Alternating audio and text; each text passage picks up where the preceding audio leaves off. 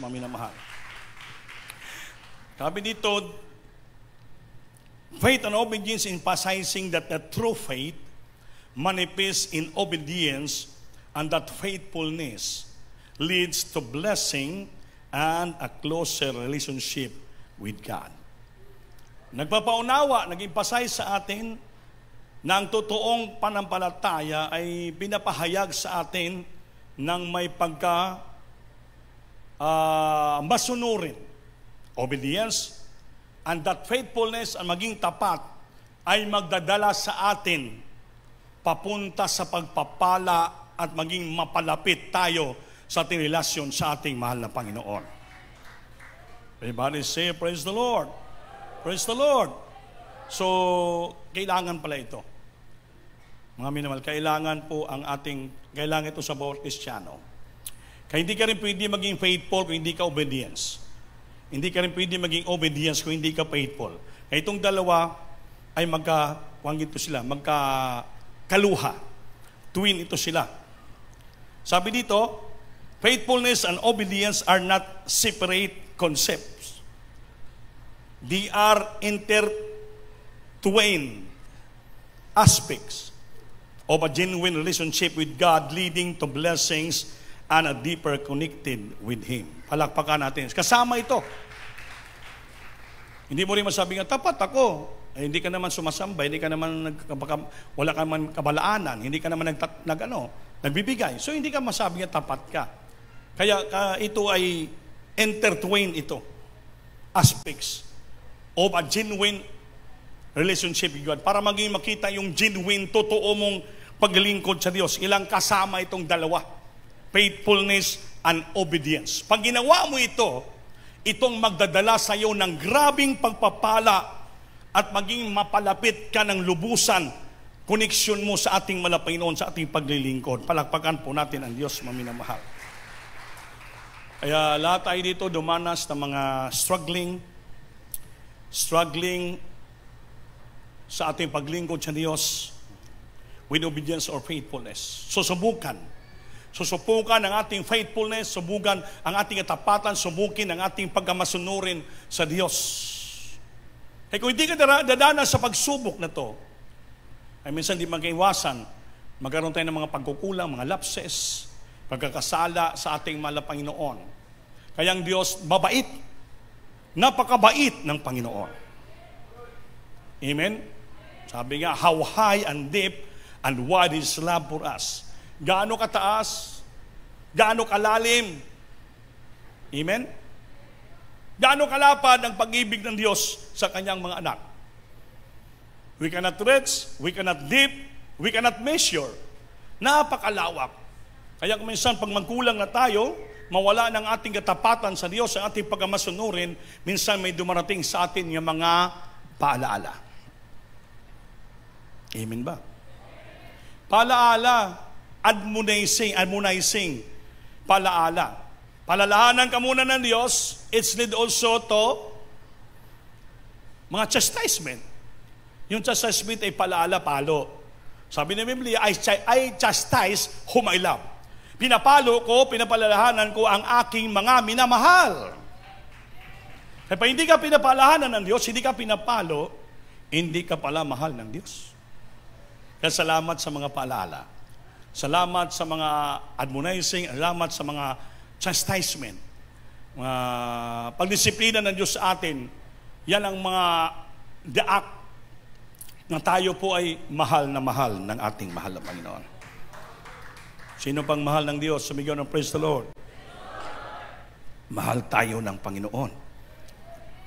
Minsan lang, hindi tayo makapalakpak.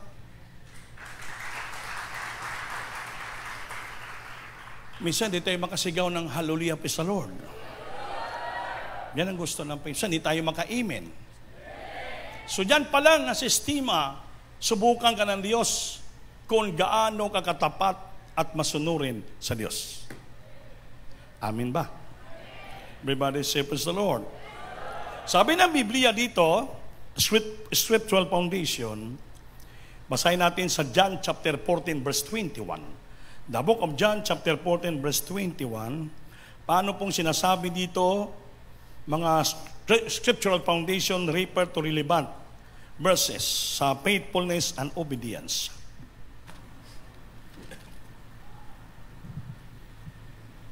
Dito po sa Gawa, Juan 14:21.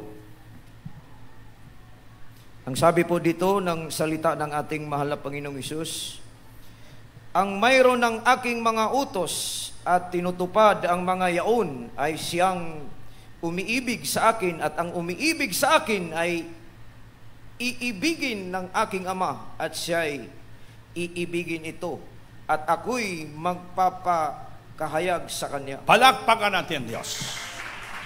Diba? Ang mayroon ng aking mga utos at tinutupad ang mga yaon ay siyang umiibig sa akin. Ang tumutupad at sumusunod sa mga salita ng Diyos ay siyang umiibig sa Diyos. At ang umiibig sa akin ay iibigin ng aking Ama, at siya'y iibigin ko, at ako'y magpapahayag sa Kanya. Palakpakan natin Diyos. And the Lord revealed to us the secret of blessing. Ipahayag ng Diyos. Bakit? The Lord trusts us. Because we are faithful and we're obedience children. Sumusunod po tayo sa Kanya. Umiibig tayo sa Panginoon. More than our life, iniibig natin Diyos. Kasi sabi Biblia, He that hath my commandments and keepeth them, He it is that loveth me. Ang may kautusan at ito'y ginaganap nila at sinusunod, sila ang mga umiibig sa akin. And he that loveth me shall be loved of my Father. Ang umiibig sa akin, mahal din ng aking Ama. And I will love him, and mahalin ko rin sila, and I will manifest myself to him. Palakpakan po natin ang ating mahal na Panginoon. So kung tapat tayo at sumusunod sa Diyos, lalo ang Panginoon. Hindi natin masobrahan, mahigitan ang pagmamahal ng Diyos sa atin. Hindi natin mahigitan ang katapatan ng Diyos sa atin. Hindi natin mahigitan ang pagka-obedience ng Diyos para sa atin. Sabi kahit hindi tayo aware, even in unawareness time, hindi natin nabantayan, hindi natin sunod ang kanyang pag-ibig, pagsunod ng Diyos, aware siya para sa atin. May pangako ang Diyos nga siya ay tutulong palagi sa atin. Ipadayama palagi sa atin ang kanyang pagmamahal. Tulungan palagi tayo ng Diyos. Tapat pa rin ang Panginoon sa kanyang pangako. Palakpakan natin ang Diyos. Although sometimes tayo nagkukulang, nagkakasala, ang Diyos nakatingin palagi sa atin. Nakatingin. Nakikita niya tayo wherever we go and whatever we do. Alam ng Diyos. Yung minsan tayo nagkulang, nagasala because of our maging busy tayo sa lahat ng bagay, pero ang Diyos nakatingin sa atin. Hindi ang Panginoon natutulog. He never sleep nor slumber. He always present, always seeing us, always watching us sa lahat nating ginagawa. Amen? Amen. Kaya hindi tayo aware sa ating ginagawa. We're always unaware. Hindi tayo makabantay, but the Lord always aware what we are doing. Alam ng Diyos, palagi siya nakatingin sa atin because of His great faithfulness and obedience. Kaya pinagpala tayo. Kung ipakita natin sa Biblia dito, sa ating minasang meaning kanina, faithfulness and obedience are not separate concepts. Hindi sila separated concept. They are intertwined aspects. Twin sila of a genuine relationship with God. Upang magkaroon ka ng genuine, original na relasyon sa Diyos yung paglingkod. Yung dalawang ito, kailangan magkasama ito sa puso mo. Katapatan at pagkamasunurin. Mapalakpakan ba natin ang Diyos? Leading. They are intertwined aspects of genuine relationship with God, leading to blessings and deeper relationship with God. Deeper connection with Him. Maging mapalapit, maging malalim ang ating connection, relationship sa ating mahal na Panginoon. Kaya whatever you ask from Him, ibibigay ng Diyos. Ibibigay ng Diyos. Sa may ask, and it shall be given unto you. Hingi ka at ibibigay ng Diyos sa atin because He proved to us that we are so faithful and we're so obedient in serving Him. Kaya ito po, it is the intertwined aspects of genuine relationship with God. Kaya ito, it's lead us, magdadala sa atin sa mga blessing at malalim na connection sa ating pinakamamahal na Panginoon. Kailanman, hindi tayo pabayaan ng Diyos maghirap, hindi tayo pabayaan ng Diyos magkasakit, hindi tayo pabayaan ng Diyos madisgrasya, hindi tayo pabayaan ng Diyos mawalay sa Kanya. Kahit nawalay tayo sa Kanya, ilang taon, ibabalik at ibabalik pa rin tayo ng ating mahal na Panginoon. Beloved Brother Mark kanina, Brother Mark Mariano, nag-testify at ang beloved na manggagawa. Sabi niya sa kanyang testimony, napalayo na siya. Ilang beses na siya binigyan ng tsansa ng Panginoon. Like a beloved Brother Manny, ilang beses siya binigyan ng chance ng Panginoon. Hindi na second chance, kundi last chance na anong nila. Para magawa nila ang kanilang pag-faithfulness, ang kanilang pag-obedience sa Diyos. Kaya ang Panginoon, bukas palagi ang puso, bukas ang pangdinig, bukas ang palad. If you pray to Him as forgiveness, nagpakumbaba ka sa Lord, give me last chance. Last chance. Dapat hanggang second chance lang Pero ang Diyos, last chance na. Kaya ang tao kasi minsan malakas ang ego, malakas ang pride. Amen? May taong egoistic Ayaw talaga ang sumunod. Pero ang Panginoon diyang kasubukin. Kaya darating ang mga paalaala, admonishing, mga chastisement, just to remind you, remind us nga anak, yung ngayon tinatangkilik mong grasya, biyaya, pagpapala, buhay mo, dinugtugtungan ko. Sa akin yan, hindi sa iyong pagsumikap. Isipin mo ang buhay mo, hiram mo sa akin. Ang lahat ng pinagpapangapagpapala ngayon ay hiram mo lang sa akin. Binigay, gitras ko lang sa iyo upang masuportaran ang buhay mo sa lupa. Hindi iyan. Ang totoong kayamanan, hindi po yung kayamanan sa lupa. Ang totoong kayamanan, yung malakas ang panampalataya mo, katapatan sa Diyos. Dahil wala kang kayamanan madala sa langit. Ang madala mo sa langit, solo ang iyong katapatan, ang iyong pagmamasunurin sa Diyos. Not your money, not your wealth, not your wisdom, not your success, but your faithfulness, your obedience to God. That is the genuine relationship to God. It leads you blessing and deeper relationship to God. Pangako ng Diyos yan. Kundi dapat natin pagmamalaki. Amen. Sabi nga, sabot basura lang tayo. Amen ba? We're just only a rubbish and a filthy rag in the sight of God. Rubbish, basura lang tayo. Filthy rag, mahugaw, maruming trapo lang tayo sa ating mahal na Panginoon. Ginagamit sa karwas. Ngayon, lilinis na tayo ng ating Panginoon. Ang dugo ng Diyos ang naghugas sa atin. Ngayon, naging malinis tayo. Kaya, karapat dapat tumanggap ng mga blessing, pagpapala na bumula sa Diyos materially, financially, physically, spiritually. Ang pangako ng Diyos, pagdating araw, pagbalik niya in this second advent. Ready ang puso natin dahil nakita ng Diyos. The Lord prove us our faithfulness and obedience. Nga we are not serving Him and mammon sa same time. Anong mammon? Sa kayamanan. Nakita ng Diyos ang puso. Single ang puso natin. Only Him will we trust. Nakita ng Diyos, pagbalik ng Panginoon, when the last trump of God will sound with the voice of the archangel, lahat tayong tapat, faithful and obedience. Tayong unang makarinig ng trumpita ng Diyos. Hallelujah. If we hear the sound of the trumpet, hallelujah, our life will be changed.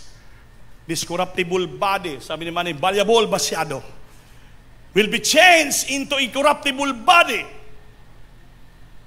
Hindi na mamatay, Hindi na madurog. Amen. Amen. Will be changed into incorruptible body, will be changed into immortal body. Immortal ka na, katulad ka na ng anghel, ilipad ka na. Kaya lilipad tayo, lalinon tayo, i-rapture tayo ng Diyos. Magaan ka na, hindi ka na mabigat, kaya ang lahat mong kasalanan, wala na sa iyo. You are now immortal. You're like an angel. Kaya lilipad ka na sa langit, mga minamahal. Dahil yung totoong tahanan natin, hindi sa lupa. Yung totoong kondominium natin, hindi sa lupa. Ang totoong mansyon natin doon sa langit, mga minamahal. Hallelujah! Sabi ng Biblia, let not your heart be troubled. Believe in God and believe also in me. In my Father's house, there are so many mansions. Huwag mga linlangan, huwag mga lumiyahanan ang iyong puso. Amen? Let not your heart be troubled in anything. Kahirapan, problema, karamdaman ang mangyari sa buong mundo. Kaya sa langit, hinandaan na tayo ng Panginoon. When our earthly house will be dissolved, we have a mansion in heaven. Yung earthly house natin sa lupa, kalibutanon natin nga lupa, yutanon ta nga lupa, ginawa ng mga karpintero, panday, mga engineer, will be dissolved. Mawala yon dito. Sabi ng Diyos, don't let be trouble. Believe in God and believe also in me. In my Father's house, there are many mansions. If will come again, I will get you all. Pagbalik ko, kukunin ko kayong lahat. Kung saan ako, kasama ko kayo. Sinong gusto sumama sa Panginoon pagbalik? I know, lahat tayo, kaya naglingkod tayo ng tapat at masunurin sa Diyos. It's time for us, beloved brethren, that we must to be faithful and obedience in serving the Lord. Kasi kung hindi ka tapat, sincero, hindi mo mapakitang genuine mong relationship sa Panginoon. Pagkapagdating ng panahon pag-rapture, magmahay ka. Magtampo ka. Lord, bakit hindi mo ko sinama sa langit? Naglilingkod naman ako. Nagpupuri naman ako. Nagbibigay naman ako. The Lord will ask you, how you sincere and faithful and obedient in following my commandments. Gaano ka katapat? Gaano ka kamasunurin sa pagsunod sa aking kalooban? Hindi ka pwede makapagsabi, Lord, ganito, ganito. Kaya hindi natin alam ng Diyos lahat naming ating ginagawa. Nakita ng malaking mata ng Diyos. Sa tao, pwede ka maging sinungaling. Pwede sabihin, sincere ako, nagbibigay ako. Sa Diyos, hindi ka pwede makatago. You cannot hide from God. Hindi ka makatago sa Diyos. Kitang-kita tayo. Ikaw mismo na Kristiyano, nakaalam ng puso mo. Ikaw lang. Tayo lang nakaalam ng puso natin, damdamin kung gaano tayo katapat at masunurin sa Diyos. Tayo lang nakaalam. Alam natin yun. Alam natin yun. Kaya hindi tayo robot. We have a wisdom. Knowledge standing from God. We knows. Alam natin ang ating paglilingkod. We the preachers just only preaching to you and reminding you the Word of God na tayo ay maging tapat at masunurin sa Diyos. If you follow that, if you hear and follow that, and apply in yourself, ikaw rin ang makinagmang. Dahil sabi na Biblia, the faithfulness and obedience, that is the genuine relationship to God is twin partner ito. It leads you. It leads you. And to blessing. Blessing. Sino gusto ng blessing? Sabihin nyo, blessing. Walang tao ayaw ng blessing. Dahil kung wala kang blessing, how could you sustain your life here in earth? Bigas, ulam, Marami, di ba? Marami kang anak, maraming diaper. Amen. Marami kayo, maraming bigas. Maraming ulam. So we need practically financial blessing in this earth. Pero yan ay temporaryo lamang yan to sustain our life here while we are serving the Lord and while waiting for His second coming. Our final countdown, final showdown sa Panginoon, pagbalik ng Diyos. Yan na po ang ating hinasam-asam at inihintay, our blessed hope. Blessed hope! The appearing of our great God and Savior Jesus Christ in the air. Hinihintay natin. We are looking and hoping for that blessed hope. Blessed hope! The appearing of our great God and Savior Jesus Christ in the air. If we hear the sound of the trumpet with the voice of the archangel. Lahat na nakarinig. Hindi man tayo bingi. Hindi man maraming tutuli ating tainga. Basta tapat ka't masunurin, makarinig ka. Kung hindi ka tapat masunurin, ganong lakas, hindi mo marinig. Wala kang narinig. Bakit? Ang makarinig lamang, those children of God nga sila ay faithful and obedience. Sila lang ang makarinig. So examine yourself. Diba? Gaano ba tayo katapat? Gaano ba tayo kamasunurin? Ask yourself. Examine yourself. Don't ask me. Beloved brethren, makaimin ba ka mo? Everybody say, praise the Lord. Kailangan ng Diyos the heart of faithfulness. Ang kailangan ng Diyos, our heart of faithfulness. Ang puso natin na may buong katapatan. Amen ba? Kailangan po natin ito. The heart of faithfulness means that in the context of our relationship with God, it is about being loyal, trustworthy, and steadfast in our commitment to Him, even when it is difficult. Ang gusto ng Diyos, the heart of faithfulness. Nakita nyo sa TV, it is about being loyal. Yung faithfulness is about being loyal. Loyal ka. Hindi ka loyal sa politiko. Loyal ka sa Diyos. Trustworthy. Anong trustworthy? Maasahan ka ng Diyos. And steadfast.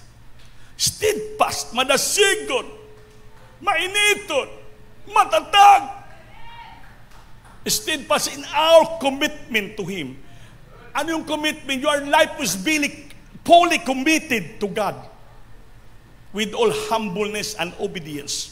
Committed ka to follow His will and commandments. Even when it is difficult. Kahit mahirap. Kahit mahirap. The Lord needs a heart of faithfulness, that we be loyal, trustworthy, and steadfast in our commitments to Him. Our life will be fully committed to Him, to do His commandments, to do His will with all humbleness. Gawin natin, even when it's difficult, kahit mahirap. Hindi magka-amen. Katulad ni Abraham, si Father Abraham, umaga, the Lord tests his obedience and faithfulness. Abraham, wake up early in the morning, prepare yourself, and go to the mountain of Moriah with your child, and offer him to me as an sacrifice offering. Imagine, ang bukid ng Moriah, the mountain of Moriah, from the house of Abraham, 3 days journey. 3 araw nga paglakad ng asno. Mahinay man ang asno. 3 days journey. So, ibig sabihin, gaano kalayo po yun? Hindi naman pwede kalakad si Abraham kay matanda na siya. Tigulang na. Kaya sumakay sa asno, 3 days journey from their house going to the Mount of Moriah. Doon po napakalayo. Bakit doon pa gusto ng Diyos sa bundok ng Moriah? Ialay ang anak niya nga sakripisyong alay to test his faithfulness and obedience. Samantala, pwede lamang doon sa tabi ng bahay niya. Pero ang the Lord chose that mountain of Moriah just to test the faithfulness and obedience of Abraham. Subukan kahit matanda na siya. Hiningi ng Diyos ang anak niya para patayin, sacrificial offering to him to show his faithfulness and obedience. Nga his only son, matagal yang hiningi sa Diyos within 25 years. Grabe yung pagsubok. Nalangin sa asawa, magkaanak sila. Si Abraham, 75 years old na nung gipangakuan ng Diyos, yung magkaroon siya ng anak. Nag-abot siya ng 100 years. So it being 25 years long suffer na Abraham nga hinintay niya nga mga anak ang asawa niya. Inabot na asawa 90 years old. In our science, hindi na pwede mga anak yung 90 years old. Pero sa Diyos, dahil pangako ng Diyos, wala imposible. Tinupad ng Diyos ang kanyang pangako. Because God is really the example of faithfulness and obedience. Tapat siya sa kanyang pangako. Noong nakaanak na sila, gisubukan naman, ialay, papatayin. Kung kita yun, ewan ko lang kung susunod pa tayo. Baka maburahin na natin ang Diyos. Lord, gabi ka naman. 25 years yung tiniis, hiningi sa iyo, pinangakuan mo ako. Nung nanganak na kami, pag lumaki ng anak ko, pinalaki namin, pinangakuan mo ako. Na by best of my child, ay pagpapalain mo kami. Our remnant will become the sound, the son of the sea, and the stars of heaven. Pagpalain mo kami. How come naman, Lord? Bakit tukunin mo sa amin, aking anak? Pero si Abraham, he's so faithful and obedience. Wala siya magreklamo. He never complaining.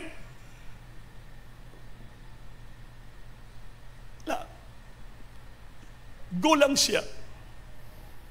Anong sabi? Abraham, yes, Lord. Yes, Lord. Kaya puro lang sa yes. Tulad sa yes, Lord, yes, Lord, yes, Lord, yes, yes, Lord lang. Dapat maging kanun tayo.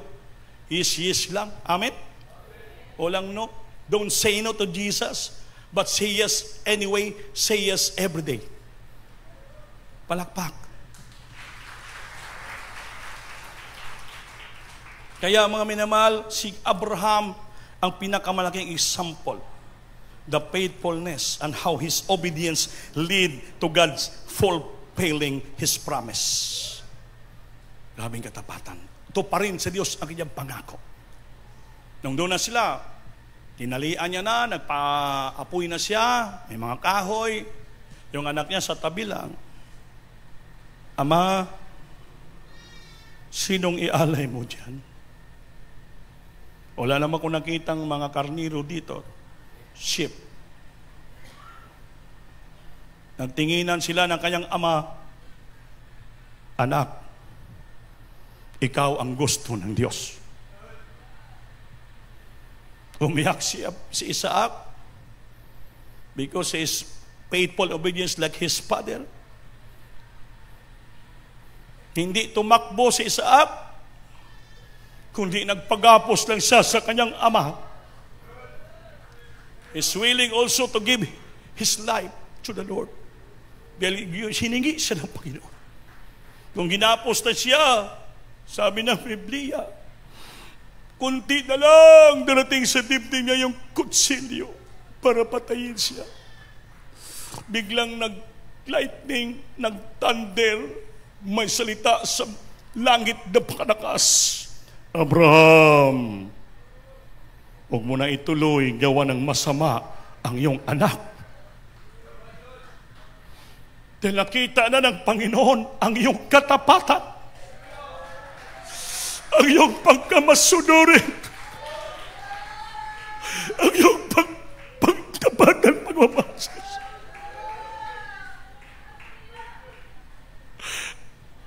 Kaya mamahal, ang Biblia, totoo ang mga nangyayari. It brings us an example to us, and we have to follow the step of what is written in the Bible.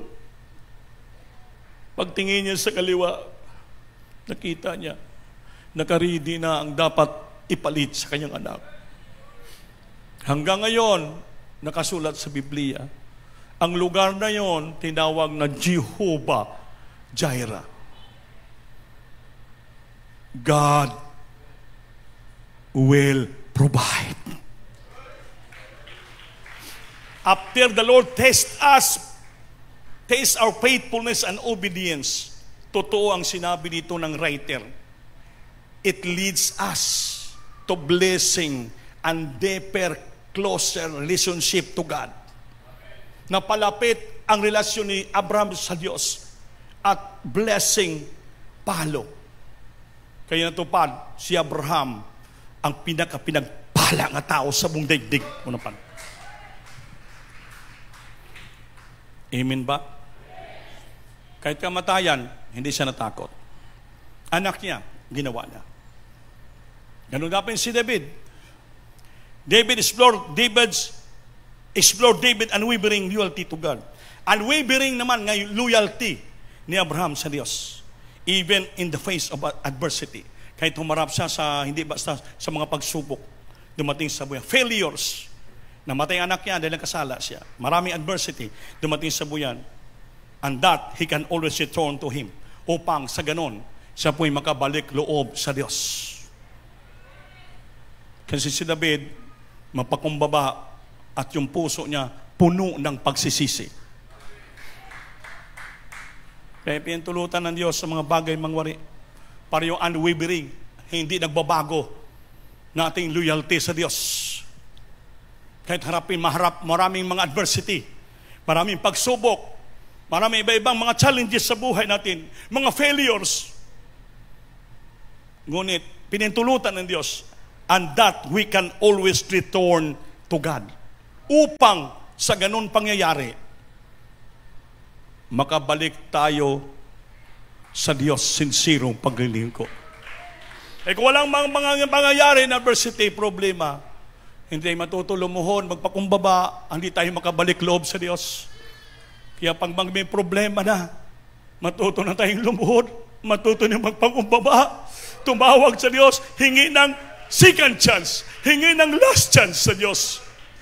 And that so that we can return to God.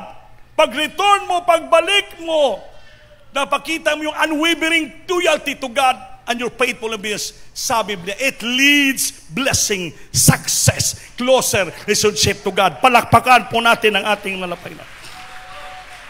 Everybody say, praise the Lord. Everybody say, praise the Lord. Kaya mga minamahal, napakabait ng Diyos sa ating buhay. Kaya, ano pang gawin natin? Lahat-lahat binigyan na ng Diyos sa atin. Ang atin na lang, ito na lang inihingi ng Diyos sa atin. That our heart is full of faithfulness, loyalty, trustworthy. Ang trustworthy, importante yan. Maasahan ka ng Diyos. Pag may pinagpala ka, kunan mo kagad ng tespering, maasahan ka ng Diyos. Sambahin mo siya palagi. Wednesday, Friday, and Sunday. Trustworthy. Loyalty. Ang hinahanap ng Diyos. Steadfast in our commitment to Him. We have a commitment to God. Yun lang ang ating serbisyong totoo sa ating mahal na Panginoon. Kahit na mahirap, even in a difficult situation, hinahanap ng Diyos po yan. Ang ating pagsumikap, ang ating pagsunod. Even when we face adversity and trials and failures in life, pinantulutan upang makabalik loob tayo sa Diyos. Di ba si Pedro, sabi ng Panginoon, sinubugan si Pedro. Kung sa Bisaya pa, alig-igon kita Pedro katulad ng trigo. Inayag si Pedro like tulad ng trigo. Grabe yung pagsubok ng Apostol Pedro. Sabi ng Panginoon, sa iyong pagbalik,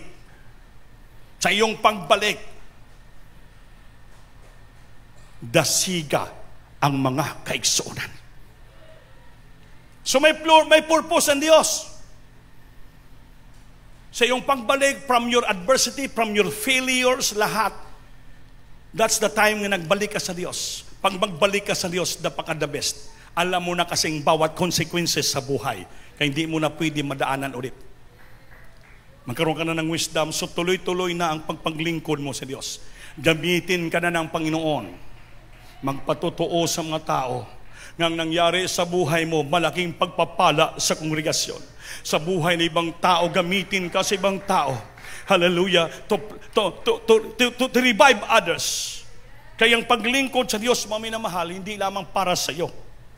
Yung faithfulness. Sabi dito, kailangan hindi lamang sa imong sarili, kundi para din sa ibang tao. Ito, acknowledging that there will be times when we struggle with obedience and faithfulness. May time din talaga na mag-struggle tayo sa ating pagmamasunurin at ating maging tapat. Pero alam mo ang gusto ng Diyos, kasi minsan darating sa iyong doubts, dealing with doubts and fear. So pag dumating sa iyo ang doubts and fear, yan naman maghanap ka ng guidance, seeking guidance and support. Hahanap ka ng ibang tao. Then, sunod, forgiveness and restoration. Hingi ka ng tawad at restoration aron ba ibalik ang una mong pag-ibig sa ating mahal na Panginoon. Palakpakan natin Diyos. Di ba? Mayroon dito, obedience is an act of love. Ang paging obedience is act of love. Yung pagkamasunurin ay gawa ito ng pag-ibig. Mahal na mahal mo ang Diyos, just must to obey Him. Palakpakan natin Diyos. Because obedience, an act of love, is an expression of love for God, demonstrating our desire to please Him. Obedience is an act of love, is an expression of love for God, demonstrating our desire to please Him. Paano mo mapaluguran ang Diyos? Ito yung mga practical example. So huwag ka magkulang sa prayer. Sabi ka ni Bermani, nagkukulang na sa pagpupuri. Amen? Amen? No? Sabi ito, practical example, prayer. Itong pinaka-highlight ng buhay ng Kristiyano, the importance of regular prayer and seeking God's guidance. Ito pinaka-importante. Nakikinig ba kayo? The importance of prayer, of regular prayer in your home, in the church. Kahit ito po, regular prayer kami dito. 4 o'clock in the morning every day. 4 o'clock in the morning until 11. That is regular prayer namin sa Pastoral House. Paggabi naman, 4 to 7. 3 hours. Sa amaga, 7 hours. Plus sa gabi, 3 hours. So a total of 10 hours a day ang prayer dito. That is regular prayer namin. Importante yan. That is the highlight, the importance of regular prayer and seeking God's guidance. Pag palagi mo pinupuri ang Diyos, ginagawa mo rin may permi ka man nagpupuri sa regular prayer. Maminal, you seeking God's guidance. Hinahanap mo palagi ang guidance ng Diyos sa buhay. Kung wala ka ng puri, wala kang prayer, you're not seeking guidance, mapasama ang buhay mo. Di wala ng Diyos mag-guide sa iyo. Maligaw ka na ng landas. Sunod, study your scripture. Magbasa ka palagi ng Biblia sa inyong tahanan, sa inyong opisina. Need to know God's word and apply it in our lives. Kailangan mo basahin ang Biblia at i-apply mo sa buhay mo ang nabasa mong Biblia. Sunod, serving others. Paglingkuran mo rin ang ibang tao. Tutulong ka sa ibang tao, tutulong ka sa Kristiyano, tutulong ka sa iglesia, to show how act of service demonstrate our love for God and our neighbors. Buhat sa pagserbisyo, gawa ng pagserbisyo, paglingkod, na nagpapakita ng ating pag-ibig sa Diyos at sa ating mga kapwa. Pero, mag-ingat. Amen? Kaya minsan, sa sobrang nating tulong sa ating kapwa, nako, may scam pa tayo. Amen? Amen? Marami na tayong naibigay. Serving others, brethren, marami tayong natulong, marami tayong nabigay. Nako, pinaginagat pa tayo. Kaya mag-ingat. Be aware and be careful of our services to others, to our beloved brethren.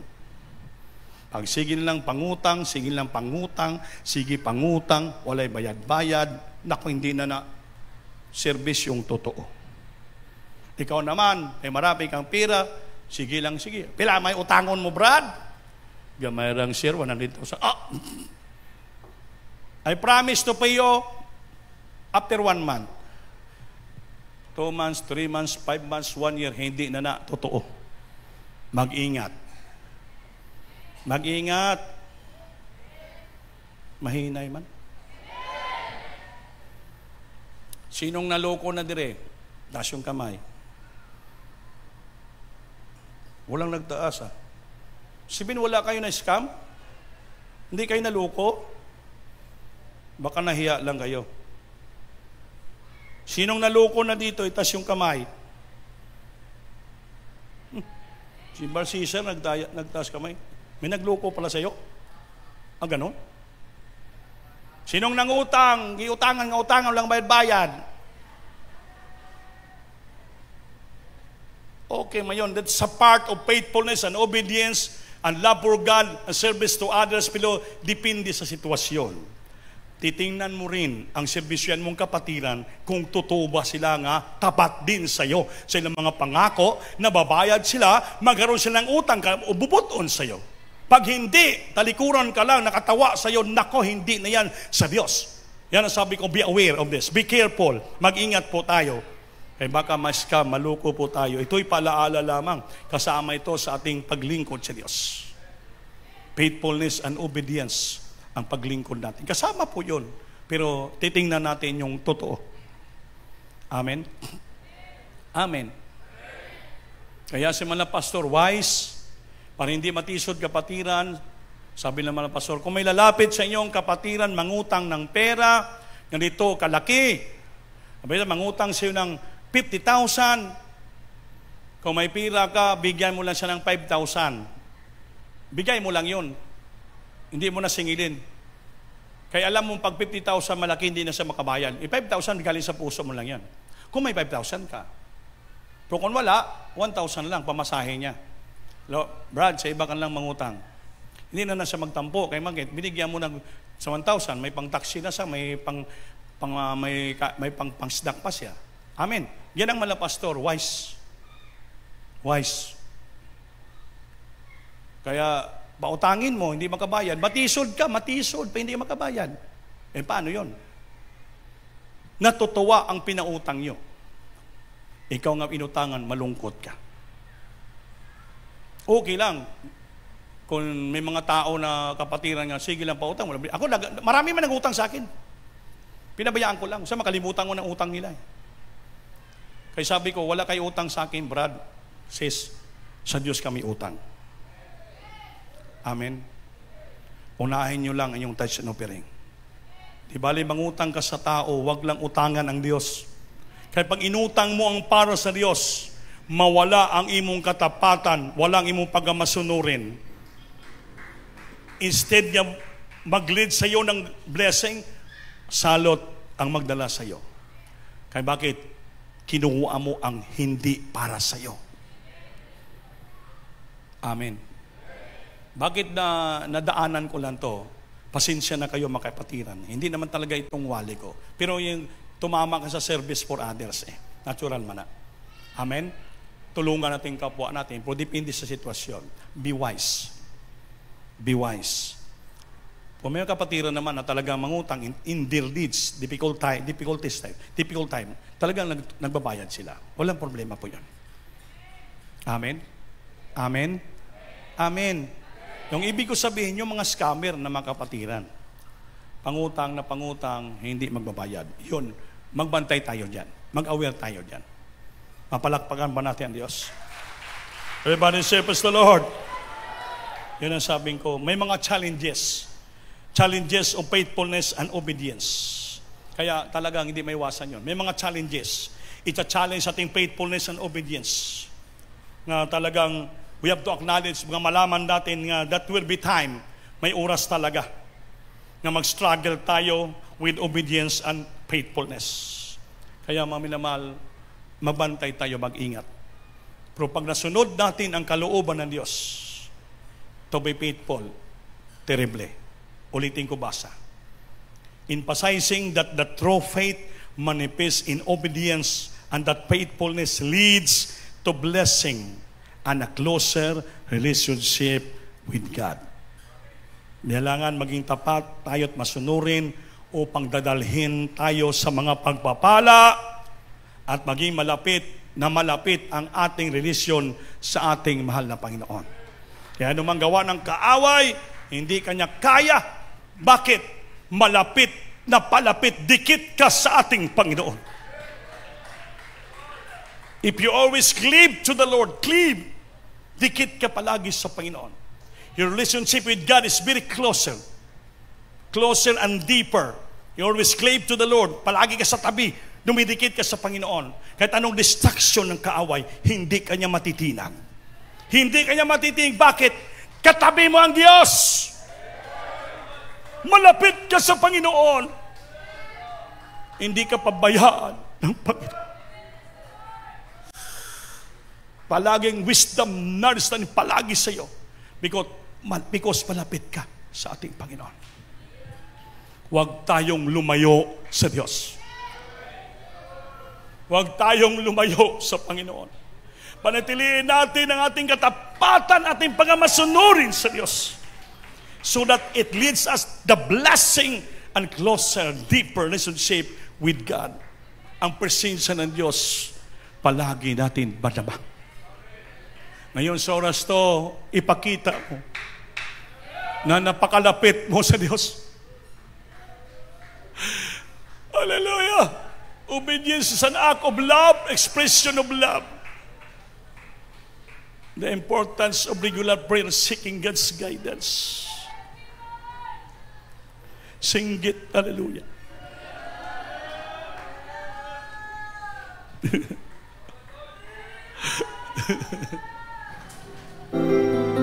The faithful God, What a faithful God! what a faithful God. What a faithful God. Am I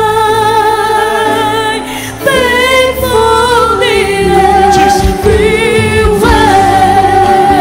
What a faithful God. Am I? What a faithful God.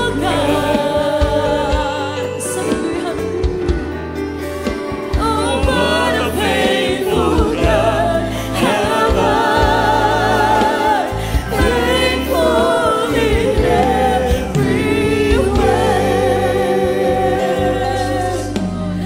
Lord, I go before your throne of grace. Maraming salamat po. Thank you, Lord. In your presence, For thy faithfulness to us. fullness of joy. Sing it, hallelujah. Jesus. And wonder I behold your face. See what a faithful God am I. Oh, what a faithful God am I. Oh, what a faithful God.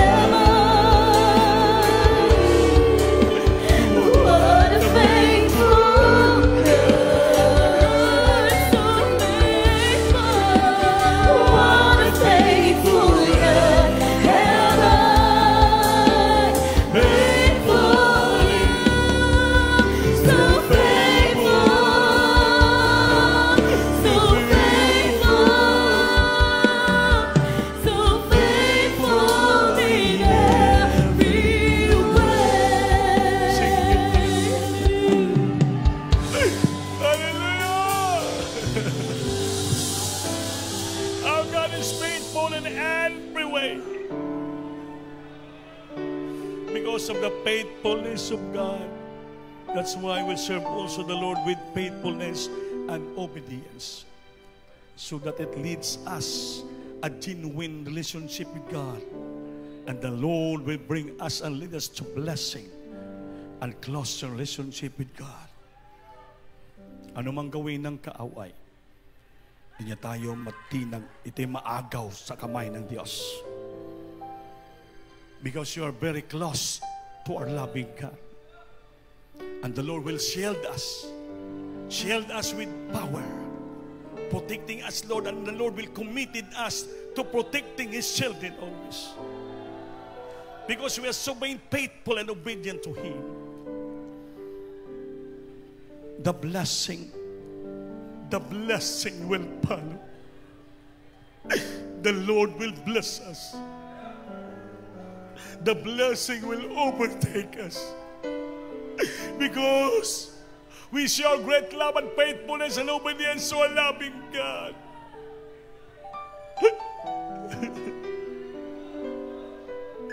Hallelujah!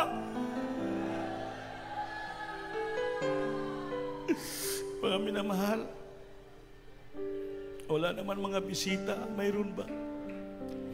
Abang pinapatanggap kong ating mahal nga bisita, kayo mga minamahal kapatid, abang lumuluhod kayo, kausapin niyo ang Diyos.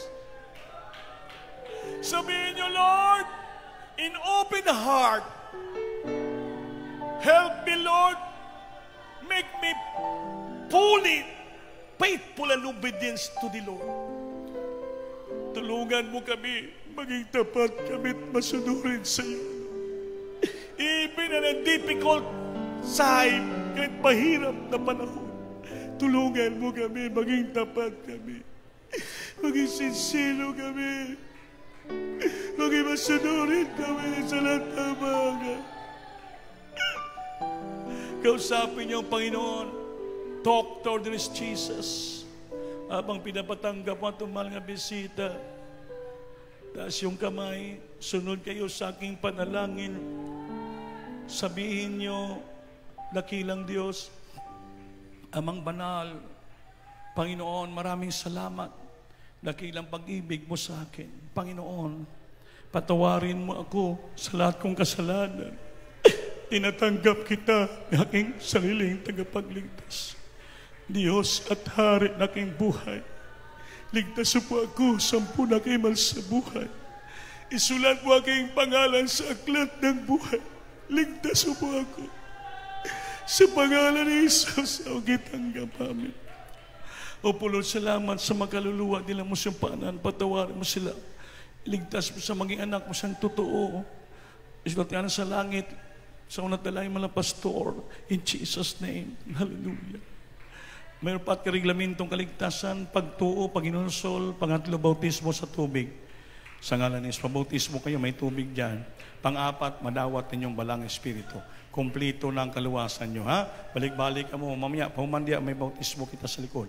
Arong palanginan ka mo. Ngayon, mga kaisunan, tala tayo. Ayaw pagpunggi, nga nabati mong presensya. Because the spirit of faithfulness and obedience wants to calm your heart, to dwell in your heart with the Holy Ghost which is given, that shed for your heart. The Lord teaches us to become faithful and obedient, serving Him. Kaya habang naramdaman yung presensya, huwag mo pigilan umiyak. Iyak sa kagalakan, lihak sa revival, iyak sa katapatan ng pagsunod. Yat.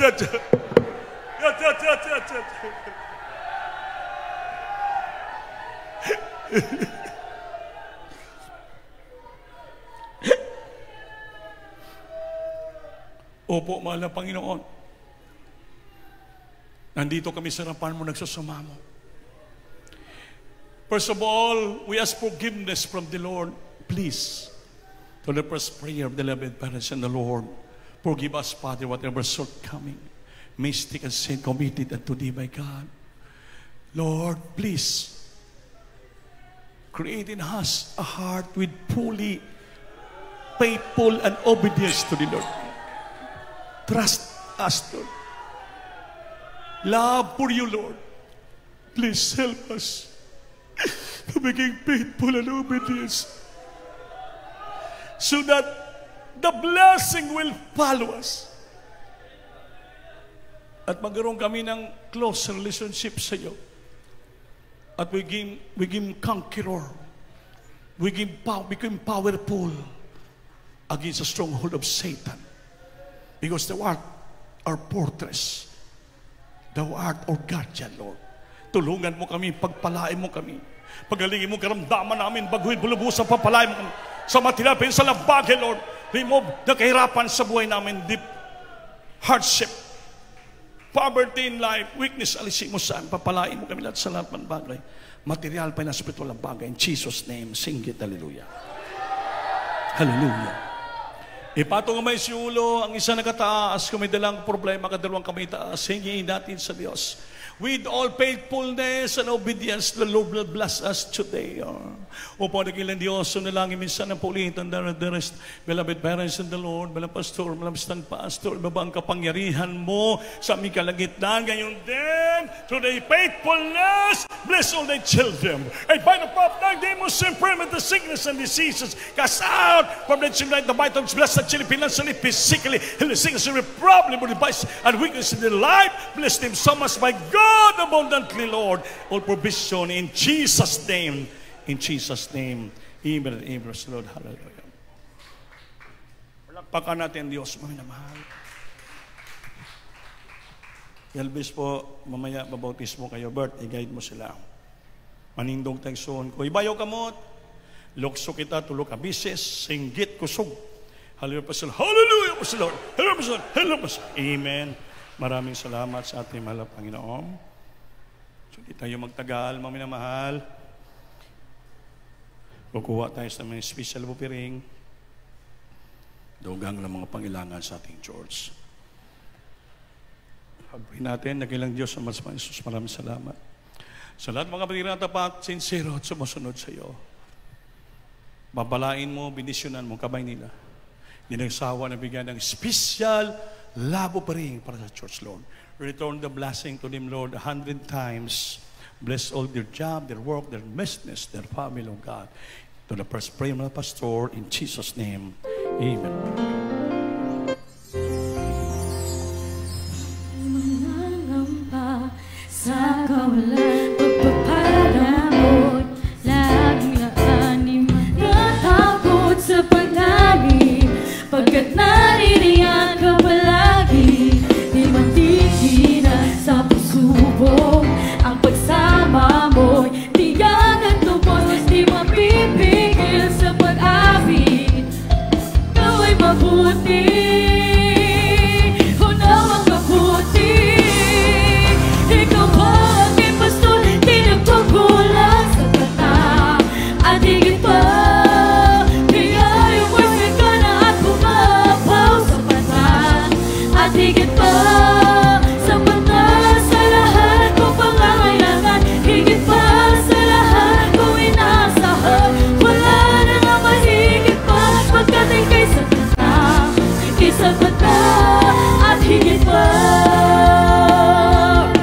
Di mangangamba sa kawalan, pagpapala mo'y laging laan. Di matatakot sa panganib, pagkat naririyan ka palagi.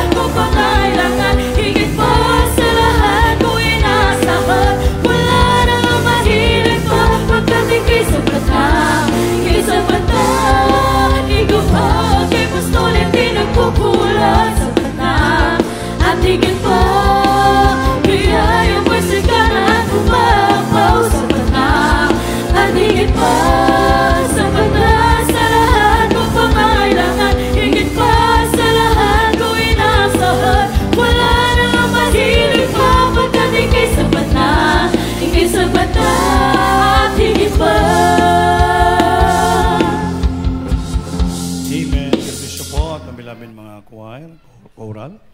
So, manindog tatanan, mga minamahal. Palaala lang, ayaw mag-absent, Wednesday po. Midweek service natin, 4:30 to 8 in the evening. Then overnight natin ay 9 o'clock in the evening until 2 o'clock, 2 p.m. in the morning Saturday. Ating Sunday, ganito, 8:30 to 2:30, to nalampas tayo, mga minamahal. So, mga minamahal, sa ang willing mutambong dito sa ano na ba pizza karon?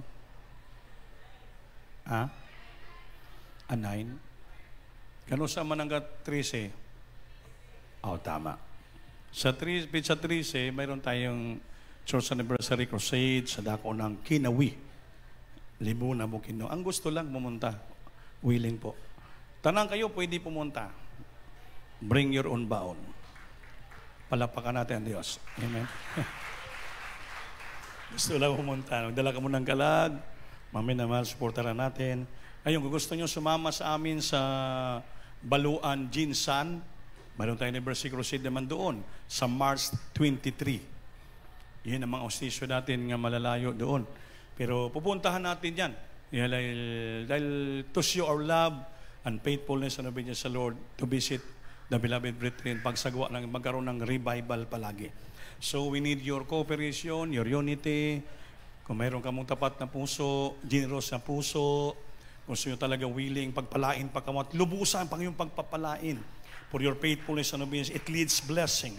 So magbigay kayo ng mga pledges nyo, labopering sa mga idagdag natin na mga gastusan para sa ating mga Anniversary Crusade.